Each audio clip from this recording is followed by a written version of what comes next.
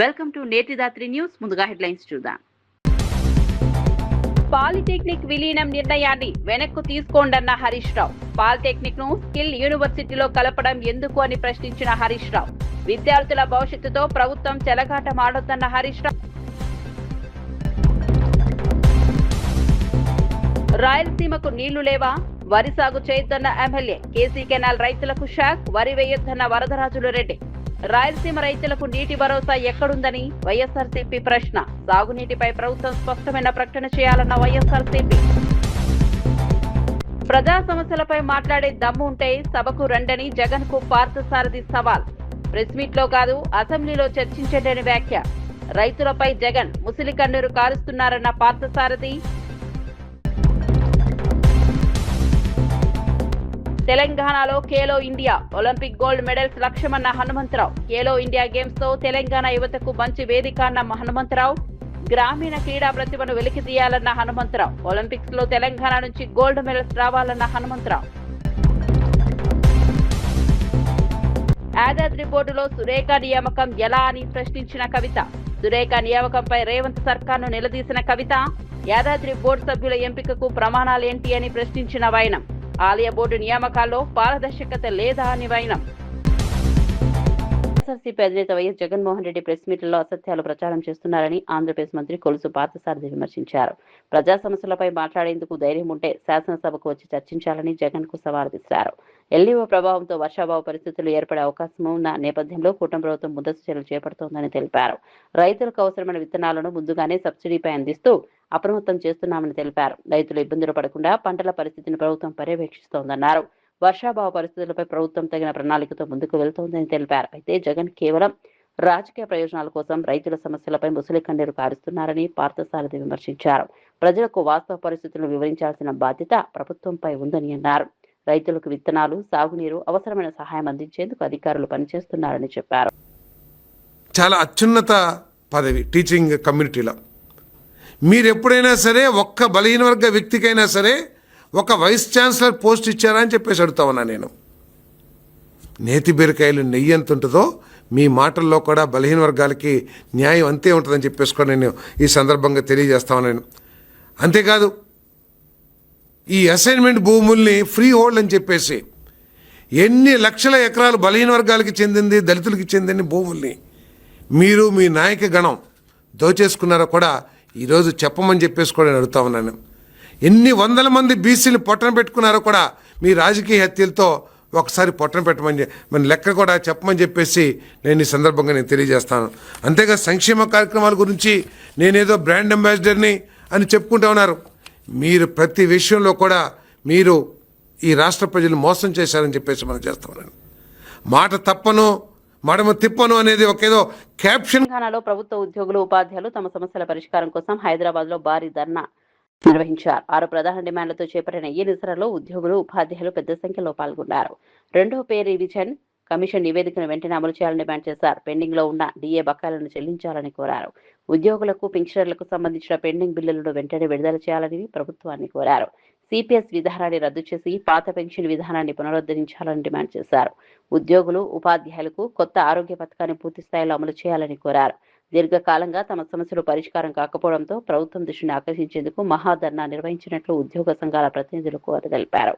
Pending డిఏలు, pay revision, pension బిల్లుల విషయంలో స్పష్టమైన నిర్ణయం తీసుకోవాలని డిమాండ్ చేశారు. సిపిఎస్ వల్ల ఉద్యోగుల భవిష్యత్ భద్రతపై ఆందోళనలు ఉన్నాయని అన్నారు. ఇంకా 8,000 కోట్లు బాకీ. బకాయిలు కాదు, మనకు బాకీ ఉన్నాయి. ఈ ప్రభుత్వం మనకు బాకీ ఉంది. మన డబ్బులేవి, ఎవరి డబ్బులు కాదు. పిఆర్సీ రిపోర్ట్ తెప్పించుకొని ఇంప్లిమెంట్ చేస్తున్నారు. మరి 3 సంవత్సరాలు ఎప్పుడైనా పిఆర్సీ రిపోర్ట్ పెండింగ్ ఉన్నదా? 6 డిఏలు ఎప్పుడైనా పెండింగ్ ఉన్నాయా? ఇంట్లో కూడా నెంబర్ 1 వచ్చాం. మరి ఎన్ని రోజులు ఎదురు చూస్తాం?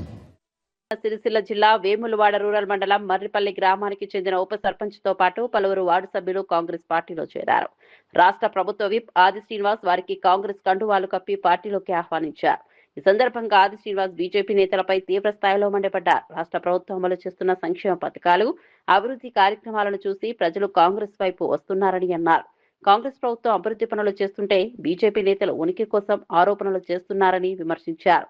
స్మార్ట్ రేషన్ కార్డుల విషయంలో రాజకీయ విమర్శలు చేయడం కంటే పేదలకు అందుతున్న ప్రయోజనాలను గుర్తించాలని సూచించారు. గత 10 ఏళ్లలో ఒక్క రేషన్ కూడా మంజూరు చేయని వారు ఇప్పుడు ఎందుకు ప్రశ్నిస్తున్నారని నిలదీశారు. తెలంగాణలో మాత్రమే సన్న బియ్యం పంపిణీ చేస్తున్నామని, బీజేపీ పాలిత రాష్ట్రాల్లో ఎందుకు అమలు చేయడం లేదని ప్రశ్నించారు.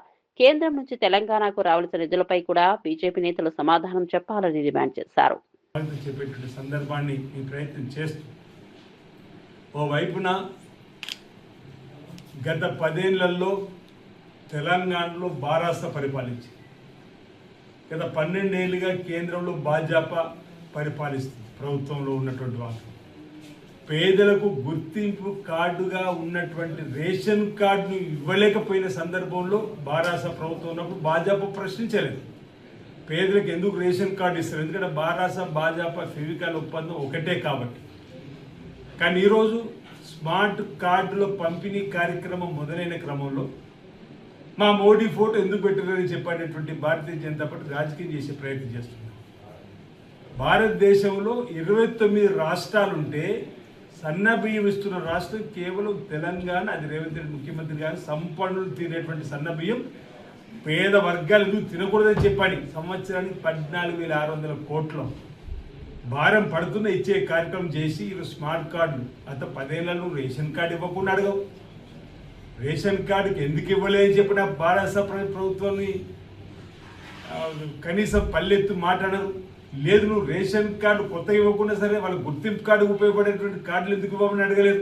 కానీ నువ్వు రేషన్ కార్డు స్మార్ట్ కార్డు హోదాలు ఇస్తే క్రమంలో ఈ ప్రాంతంలో భారతీయ జనతా పార్టీ సంబంధించిన వాళ్ళు కోడిగుడ్డుకు ఈకలు పీకే విధంగా మా మోదీ ఫోటో ఎందుకు పెడతలేదని చెప్పంటున్నారు. నువ్వు నీ రాష్ట్రాలలో నువ్వు సన్నబియ్యం ఇచ్చే కార్యక్రమం మొదలుపెట్టు.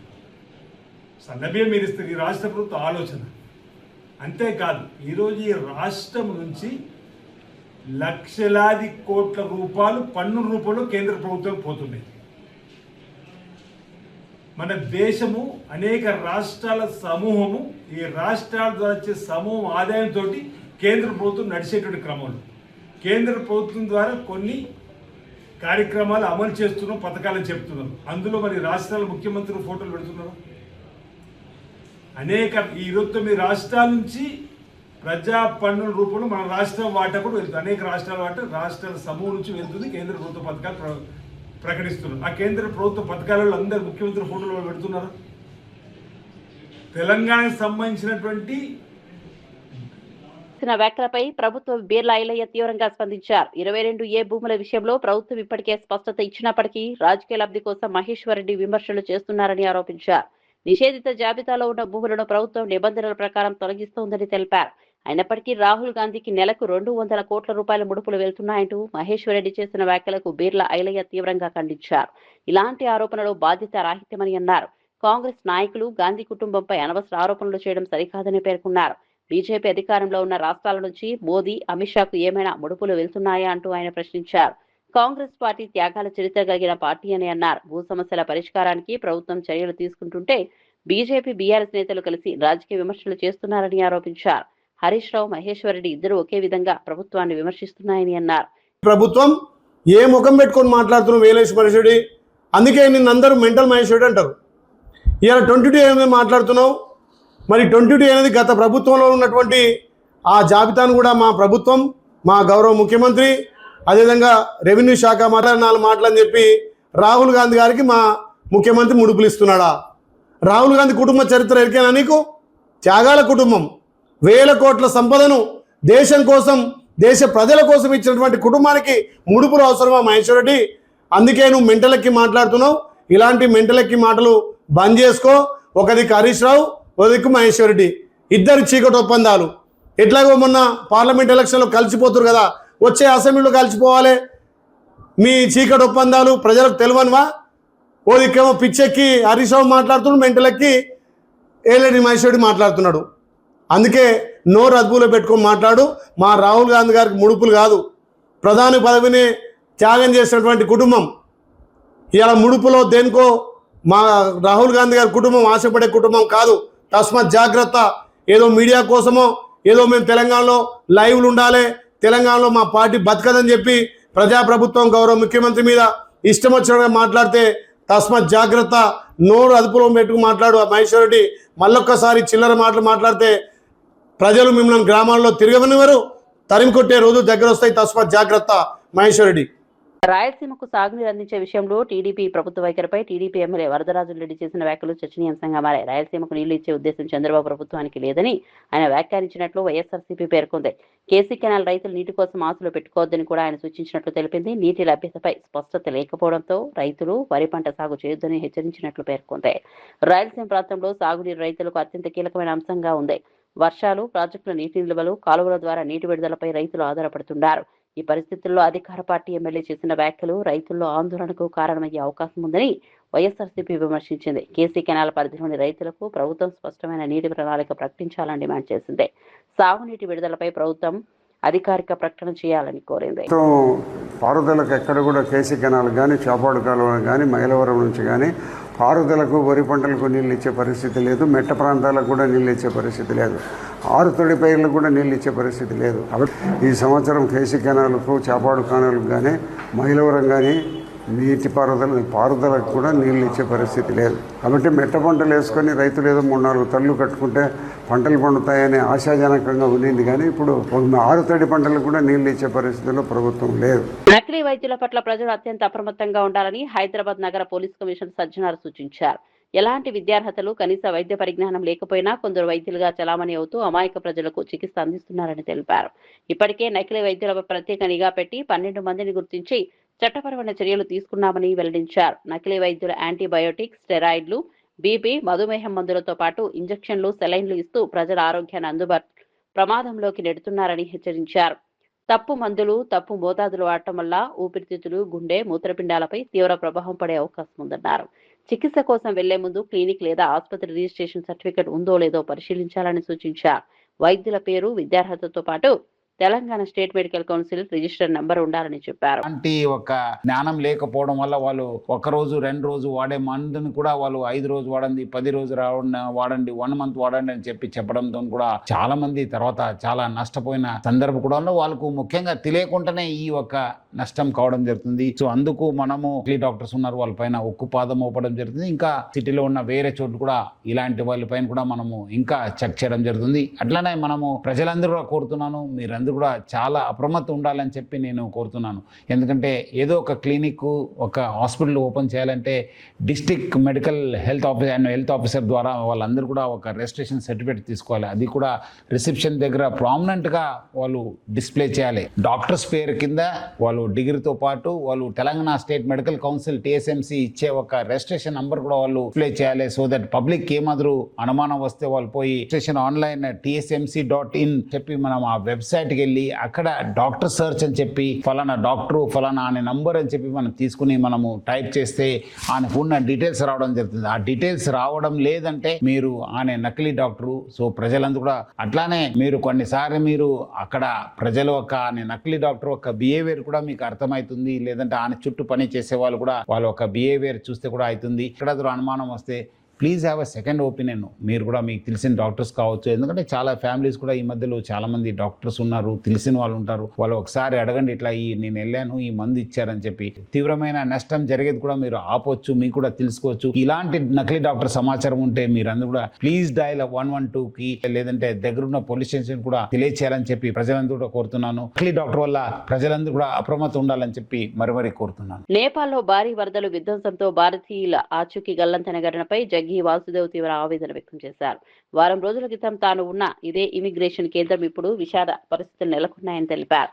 కైలాస మానసరోవర్ యాత్ర ముగించుకొని తిరుగు ప్రయాణంలో ఉన్న సమయంలో వరదల ప్రభావం తీవ్రంగా కనిపించిందని చెప్పారు. ఈషా ఫౌండేషన్ కు చెందిన సుమారు 80 మంది సభ్యులు గల్లంతైనట్లు వెల్లడించారు. తన బృందం ఉన్న భవనం కూడా వరదల్లో కొట్టుకుపోయిందని ఆవేదన వ్యక్తం చేశారు. పరిస్థితి అత్యంత క్లిష్టంగా ఉందని, అనేక ప్రాంతాలకు వెళ్లే మార్గాలు పూర్తిగా మూసుకుపోయాయని తెలిపారు. సహాయక చర్యల్లో పాల్గొనేందుకు ప్రభావిత ప్రాంతానికి వెళ్లేందుకు అనుమతి ఇవ్వాలని భారత్, చైనా అధికారులు కోరినట్లు చెప్పారు. The replacement doctor who came in just day before yesterday from the ashram.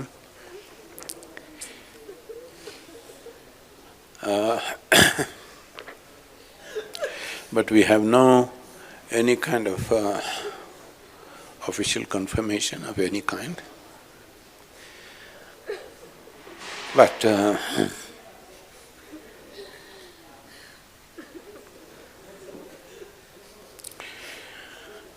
looking at the scale of destruction, it looks bad. the same building where we were for the immigration just a week ago, that entire building is washed away. And part of the town is washed away. We still don't know the other numbers.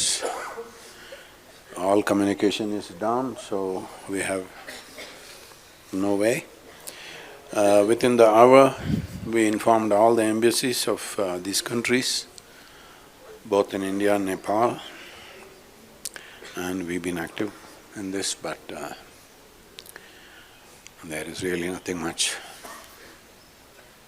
At 9:05, we received a message from the group leader, who is Ishanga Praveen, who's been with us.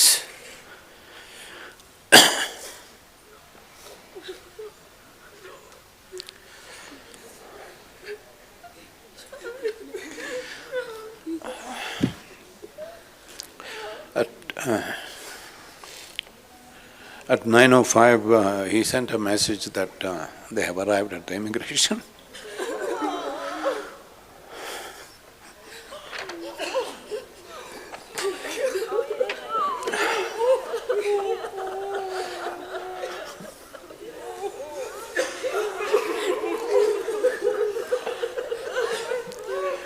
So after that, this happened at 9:14.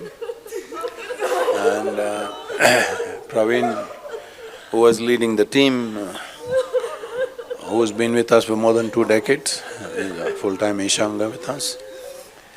And we noticed that his Nepal phone did not come active through the… If he had crossed over, his Nepal phone should have come active, it did not come.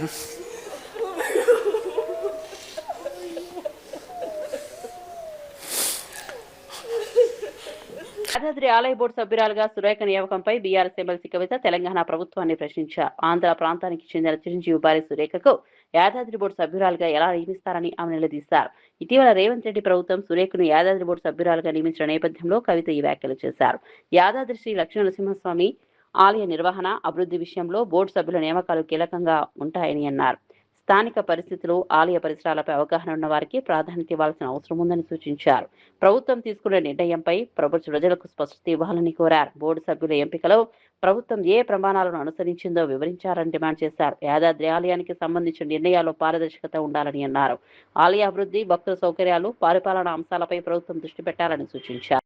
గుట్ట పేరు యాదాద్రి ఎట్లా మారుస్తారు అని చిలక పలుకులు పలికినటువంటి రేవంత్ రెడ్డి గారు ఇవాళ మరి ఆ యాదాద్రిలో ఒక ప్రముఖ నటుడికి సంబంధించినటువంటి శ్రీమతి గారికి మెంబర్ ఇచ్చిండ్రు.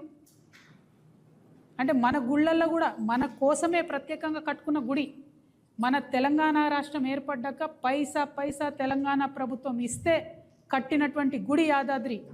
ఆ గుడిలో ఇవాళ ఆంధ్ర ప్రాంతం వాళ్ళు ఎట్లా మెంబర్స్ ఉంటారు? మనోళ్ళు తిరుపతిలో ఉంటారు మెంబర్స్. ఎందుకోసం ఉంటారు? తిరుపతి హుండీలో వేసిన ప్రతి పైసాలో తెలంగాణ వాళ్ళ భాగస్వామ్యం ఉంటుంది. ఎన్నో వందల సంవత్సరాల నుంచి అది నడుస్తుంది కాబట్టి అక్కడ కర్ణాటక వాళ్ళకి ఇస్తారు, తెలంగాణలోకి ఇస్తారు, తమిళనాడులోకి ఇస్తారు, అందరికి ఇస్తారు మెంబర్లు. మీరు యాదాద్రిలో మొత్తం తెలంగాణ పైసలతో కట్టిన దాంట్లో వేరే ప్రాంతం వాళ్ళకి ఎట్లా ఇస్తారు? అడిగేటోళ్ళు ఎవరు లేరని అనుకుంటారా మిమ్మల్ని? మొన్న బయోకాన్ కంపెనీలో 200 మంది పిల్లల్ని తెలుగు మాట్లాడితే తీసేయండి అంటే 200 మంది పిల్లల్ని తీసేసారు. ఏం మాట్లాడదు మీ ప్రభుత్వం? ప్రతి హాస్పిటల్లో ఇవాళ కేరళ ప్రాంతం నర్సులకు ఎక్కువ పైసలు ఇస్తారు, తెలంగాణ ప్రాంతం నర్సులు అంటే తక్కువ పైసలు ఇస్తారు. మాట్లాడదు మీ ప్రభుత్వం. బీసీలకు పదవుల కేటాయింపు విషయంలో చంద్రబాబు, వైఎస్ జగన్ పాలనపై చర్చకు సిద్ధమని వైఎస్ఆర్సీపీ నేత సవాల్ విసిరారు. 1995 ఎన్టీఆర్ నుంచి చంద్రబాబు పార్టీని తీసుకున్నప్పటి నుంచి ఆయన 4 సార్లు ముఖ్యమంత్రిగా పనిచేశారని పేర్కొన్నారు. చంద్రబాబు పాలనలో ఎంతమంది బీసీలకు పదవులు ఇచ్చారో, వైఎస్ జగన్ 5 ఏళ్ల పాలనలో ఎంతమంది బీసీలకు ఎన్ని పదవులు ఇచ్చారో బహిరంగంగా చర్చించేందుకు తాను సిద్ధంగా ఉన్నానని అన్నారు. ఇందుకు సమయం, తేదీ, ప్రదేశం నిర్ణయిస్తే చర్చకు వస్తానని స్పష్టం చేశారు. బీసీలకు రాజకీయ ప్రాతినిధ్యం కల్పించే విషయంలో 2 ప్రభుత్వాల పనితీరును ప్రజల ముందు ఉంచాల్సిన అవసరం ఉందన్నారు. కేవలం ప్రకటనలు కాకుండా వాస్తవంగా ఎన్ని పదవులు, అవకాశాలు కల్పించారో లెక్కలు చెప్పాలని డిమాండ్ చేశారు. బీసీల సంక్షేమం, రాజకీయ ప్రాతినిధ్యం, పదవుల కేటాయింపు అంశాలపై పూర్తి స్థాయిలో చర్చ జరగాలని అన్నారు. దీంట్లో ఆయన 4వ ముఖ్యమంత్రిగా ఉన్నాడు. జగన్మోహన్ రెడ్డి గారు 5 సార్లు ముఖ్యమంత్రిగా ఉన్నాడు. జగన్మోహన్ రెడ్డి గారు బీసీలకి ఎన్ని పదవులు ఇచ్చాడు, రాజకీయంగా ఎంతమందిని అత్యున్నత రాజ్యసభల దగ్గర నుంచి కింద స్థాయికి ఎంతమంది, నేను ఎప్పటికీ కూడా ఎప్పుడు చెప్పినా రవిచంద్ర గారు లొకేషను, టైము, ప్లేసు అన్నీ ఆయనకి వదిలేస్తున్నా, ఎప్పుడైనా నేను చర్చకు సిద్ధమే అని తెలియజేస్తూ ఈరోజు ఇంకొకటి చెప్పాడు. అనిల్ కుమార్ యాదవ్ ప్రెస్ మీట్ పెట్టింది బీసీల రిజర్వేషన్కి అడ్డుకట్ట వేసేదానికంట. గతంలో జగన్మోహన్ రెడ్డి గారు ముఖ్యమంత్రి అయిన తర్వాత జగన్మోహన్ రెడ్డి గారు ఏదైతే ఒక జీవో తీసుకొచ్చి 34% రిజర్వేషన్ ఇవ్వాలి అంటే ఇవ్వకూడదు అని చెప్పి సుప్రీంకోర్టులో కేసు వేసిన వ్యక్తి ఎవరు? ఇదిగో ఈయన బీరు ప్రతాప్ రెడ్డో బిర్రు ప్రతాప్ రెడ్డో మీ పార్టీకి సంబంధించిన వ్యక్తి కాదా? ఇది కాదా అవునా చెప్పండి, రెండే సూటి. ఆ రోజు బీసీల రిజర్వేషన్కి వ్యతిరేకంగా సుప్రీంకోర్టులో పోయి తీర్పు తీసుకొచ్చిన వ్యక్తి ఈ బీరు ప్రతాప్ రెడ్డి మీ పార్టీ కాదా? 2019లో డైరెక్ట్గా మీ గవర్నమెంట్ జీవో మీ అధికారంలో ఉన్నప్పుడు పంచాయతీ రాజ్ దాంట్లో ఒక కౌన్సిల్ మెంబర్గా ఆయనకి పోస్ట్ ఇచ్చింది మీరు కాదా అని అడుగుతా ఉన్నా. రవిచంద్ర గారిని కానీ తెలుగుదేశం పార్టీ నాయకుల్ని సూటిగా ఈయన మీ వ్యక్తి అవునా కాదా, కేసు వేసింది ఈయన కాదా? అయినప్పటికీ జగన్మోహన్ రెడ్డి గారు ఏ ఎన్నిక వచ్చినా ఏ పదవులు ఇచ్చినా 34% పైగా పదవులు ఎక్కువే ఇచ్చాడు కానీ తక్కువ ఇలా జగన్మోహన్ రెడ్డి గారు. దాని మీద కూడా ఎప్పటికైనా సరే ఎక్కడైనా చర్చకు మేము సిద్ధమే. కొండా సురేఖకు సంబంధించిన వివాదంపై జడ్చర్ల కాంగ్రెస్ ఎమ్మెల్యే అనిరుద్ రెడ్డి కీలక వ్యాఖ్యలు చేశారు. మహిళలపై తాను ప్రెస్ మీట్లు పెట్టబోరని, మహిళలను కించపరిచేలా మాట్లాడడాన్ని స్పష్టం చేశారు. ఎవరు తప్పు చేశారు, ఎవరు సరైన విధంగా వ్యవహరించారు అనే విషయాన్ని దేవుడు చూస్తాడని అన్నారు. మహిళ కంట నీరు ఒక్క చుక్క నేలపై పడినా అది సునామీగా మారే పరిస్థితి ఉంటుందని వ్యాఖ్యానించారు. కొండా సురేఖ వ్యవహారాన్ని పార్టీ క్రమశిక్షణ కమిటీ పరిశీలిస్తోందని తెలిపారు. కాంగ్రెస్ పార్టీలో అంతర్గతంగా ఉన్న సమస్యలను పార్టీ వేదికలపై చర్చించుకోవాల్సిన అవసరం ఉందన్నారు. వ్యక్తిగత విమర్శలకు దూరంగా ఉండాలని సూచించారు. మహిళల గౌరవాన్ని కాపాడడం ప్రతి ఒక్కరి బాధ్యత అని పేర్కొన్నారు.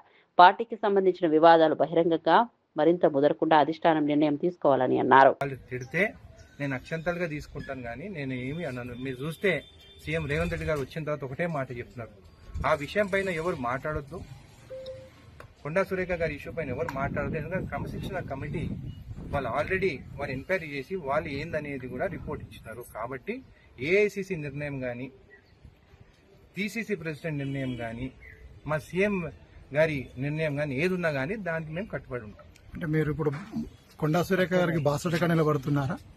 నేను ఒక మహిళల పైన నేను ప్రెస్ మీట్లు పెట్టను, మహిళలను కించపరిచేలాగా నేను మాట్లాడను. ఎవరు తప్పు చేసేది అనేది దేవుడు చూస్తున్నారు. ఆల్రెడీ క్రమశిక్షణ కమిటీ వాళ్ళ నివేదిక ఇచ్చినారు. దానిపైన ఏది చర్యలు తీసుకున్నా కానీ దానికి కట్టుబడి ఉంటాం. తెలంగాణలో పాలిటెక్నిక్ కాలేజీలను యంగ్ ఇండియా స్కిల్ యూనివర్సిటీలో విలీనం చేసే నిర్ణయంపై మాజీ మంత్రి హరీష్ రావు మరోసారి విమర్శలు చేశారు.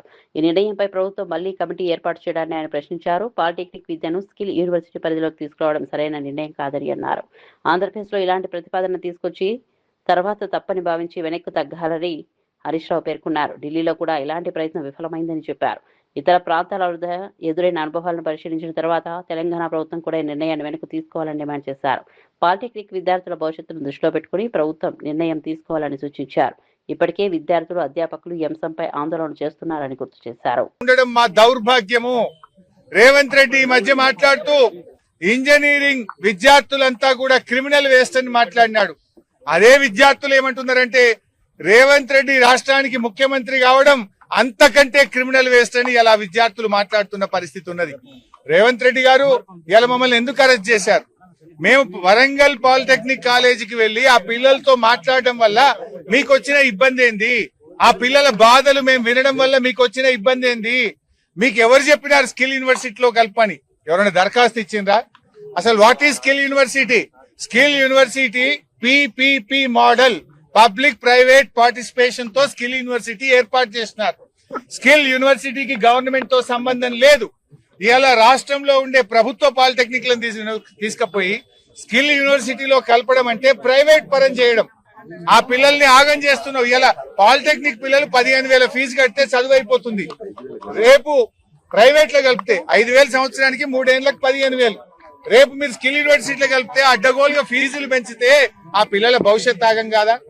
ఏఐసిటి అనుమతితో వాళ్ళు పిల్లలు చదువుతున్నారు కనుక ఇంజనీరింగ్ లో సెకండ్ ఇయర్ డైరెక్ట్ గా పోయే అవకాశం ఉంది. రేపు నువ్వు స్కిల్ యూనివర్సిటీలో కలిపితే వాళ్ళ జీవితాలు ఆగమవుతాయి. ఇవాళ polytechnic is different, ITI is different. నీకు అవగాహన లేక ఐటీఐతో పాలిటెక్నిక్ లను కలపడం వల్ల పిల్లల జీవితాలు ఆగమవుతాయి. తెలంగాణలో ఖేలో ఇండియా యూత్ గేమ్స్ నిర్వహించాలని ముఖ్యమంత్రి రేవంత్ రెడ్డి నిర్ణయాన్ని ప్రభుత్వ సలహాదారు వి హనుమంతరావు అభినందించారు. రాష్ట్రంలో క్రీడా ప్రతిభను ప్రోత్సహించేందుకు ఈ గేమ్స్ ఎంతో ఉపయోగపడతాయని అన్నారు. తెలంగాణ నుంచి భవిష్యత్తులో ఒలింపిక్స్ లో గోల్డ్ మెడల్ సాధించేలా క్రీడాకారులు తీర్చిదిద్దాలనే లక్ష్యంతో ప్రభుత్వం పనిచేస్తోందని తెలిపారు. గ్రామీణ ప్రాంతాల్లోని ప్రతిభావంతులైన క్రీడాకారులను గుర్తించి వారికి అవసరమైన శిక్షణ, మౌలిక సదుపాయాలు కల్పించాల్సిన అవసరం ఉందన్నారు. ఖేలో ఇండియా యూత్ గేమ్స్ ద్వారా యువతకు జాతీయ స్థాయిలో తమ ప్రతిభను ప్రదర్శించే అవకాశం ఉందని చెప్పారు. క్రీడా రంగంలో తెలంగాణను మరింత ముందుకు తీసుకెళ్లేందుకు ప్రభుత్వం కృషి చేస్తోందని తెలిపారు. ఈ గేమ్స్ విజయవంతం కావడానికి తన పూర్తి సహకారం అందిస్తానని హనుమంతరావు స్పష్టం చేశారు. ఎందుకంటే రాజీవ్ గాంధీ గారు కూడా ఆ రోజులు అన్న తర్వాతనే నాకు ఒక ఆలోచన వచ్చింది. రాజీవ్ గాంధీ 2020 టోర్నమెంట్ ఇప్పటికీ 19 ఏళ్ల నుంచి నడిపిస్తున్నా. రేపు వచ్చే జనవరిలో 20వ సంవత్సరం అవుతుంది.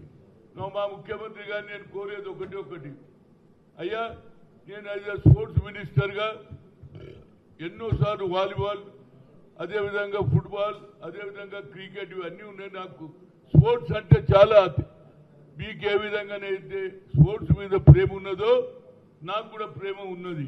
కనుక నాకు ఏ పని అప్పచెప్పినా తప్పనిసరిగా రాత్రనక పగలనక ఖేలో ఇండియా యూత్ గేమ్స్ ను సక్సెస్ చేయడానికి నా పూర్తి సహకారం అందిస్తా. అదేవిధంగా గతంలో ఏదైతే రాజీవ్ గాంధీ ఏషియన్ గేమ్స్ జరిపిన తర్వాత ఆయన పేరు మీద రాజీవ్ గాంధీ ఖేల్ రత్న అవార్డు ఇవ్వడం జరిగింది. కానీ తర్వాత ఈ ప్రభుత్వం ఎన్డీఏ వచ్చిన తర్వాత ఆ పేరు చేంజ్ చేసి మేజర్ ధ్యాన్ చంద్ ఖేల్ అవార్డు అని పెట్టారు. ఆ రోజులలో ఆయన హాకీ ప్లేయర్ ఉండే, మంచిదే, వేరే పేరు పెట్టి ఇవ్వచ్చు కదా, కావాలి అంటే రాజీవ్ గాంధీ పేరు ఉండొద్దు అనేది దృక్పథంతో ఈ పేరు చేంజ్ చేశారు. కనుక నా ఉద్దేశంలో ఇలాంటి ఆలోచన రావద్దు. గేమ్స్ లో ఎవరి పాలిటిక్స్ ఉండదు. ప్లేయర్ అనేవాడు గెలిపే ముఖ్యమని ప్రయత్నం చేస్తాడు. నా దేశానికి మిడిల్ తేవాలని చేస్తాడు, నా దేశ ప్రగతి కావాలని చేస్తాడు. పార్టీలతో నిమిత్తం లేకుండా దీన్ని సక్సెస్ చేయాలి. అదేవిధంగా మా కిషన్ రెడ్డి గారు ఏదైతే 22 కోట్లు కేంద్ర ప్రభుత్వం ఇస్తుందంటున్నారో దాంట్లో భాగమే కిషన్ రెడ్డి గారు మా రేవంత్ రెడ్డి గారు ముఖ్యమంత్రికి ఏదైతే అమెరికాకు పోవడానికి అన్ని ప్రయత్నాలు చేసిన తర్వాత ఏదో సాకుతో ఆయన ఆపడం, కేవలం ఆఫీసర్లు పంపడం, ఇది చాలా తెలంగాణ ప్రజల ఆత్మగౌరవం దెబ్బతిన్నది. కనుక ఇప్పటికన్నా మా ముఖ్యమంత్రి గారు అమెరికా వెళ్ళేటందుకు నువ్వు ప్రయత్నం చేయాలి. ఏ ఇండస్ట్రీ వచ్చినా ఇక్కడ వాళ్ళకే కదా ఉద్యోగాలు వచ్చేది. ఇక్కడున్న పాలిటెక్నిక్ విలీనం నిర్ణయాన్ని వెనక్కు తీసుకోండన్న హరీష్ రావు. పాలిటెక్నిక్ ను స్కిల్ యూనివర్సిటీలో కలపడం ఎందుకు అని ప్రశ్నించిన హరీష్ రావు. విద్యార్థుల భవిష్యత్తుతో ప్రభుత్వం చెలగాటమాడొద్దన్న హరీష్ రావు. రాయలసీమకు నీళ్లు లేవా? వరి సాగు చేయొద్దన్న ఎమ్మెల్యే. కేసీ కెనాల్ రైతులకు షాక్, వరి వేయొద్దన్న వరదరాజులు రెడ్డి. రాయలసీమ రైతులకు నీటి భరోసా ఎక్కడుందని వైఎస్ఆర్సీపీ ప్రశ్న. సాగునీటిపై ప్రభుత్వం స్పష్టమైన ప్రకటన చేయాలన్న వైఎస్ఆర్సీపీ. ప్రజా సమస్యలపై మాట్లాడే దమ్ము ఉంటే సభకు రండని జగన్ కు పార్థసారథి సవాల్. ప్రెస్ మీట్ లో కాదు అసెంబ్లీలో చర్చించండి వ్యాఖ్య. రైతులపై జగన్ ముసిలి కన్నీరు కారుస్తున్నారన్న పార్థసారథి. తెలంగాణలో Khelo India Olympic gold medals లక్ష్యమన్న హనుమంతరావు. ఖేలో ఇండియా గేమ్స్ తో తెలంగాణ యువతకు మంచి వేదిక అన్న హనుమంతరావు. గ్రామీణ క్రీడా ప్రతిభను వెలికి తీయాలన్న హనుమంతరావు. ఒలింపిక్స్ లో తెలంగాణ నుంచి గోల్డ్ మెడల్స్ రావాలన్న హనుమంతరావు. యాదాద్రి బోర్డులో సురేఖ నియామకం ఎలా అని ప్రశ్నించిన కవిత. సురేఖ నియామకంపై రేవంత్ సర్కార్ను నిలదీసిన కవిత. యాదాద్రి బోర్డు సభ్యుల ఎంపికకు ప్రమాణాలేంటి అని ప్రశ్నించిన వైనం. ఆలయ బోర్డు నియామకాల్లో పారదర్శకత లేదా అని వైనం.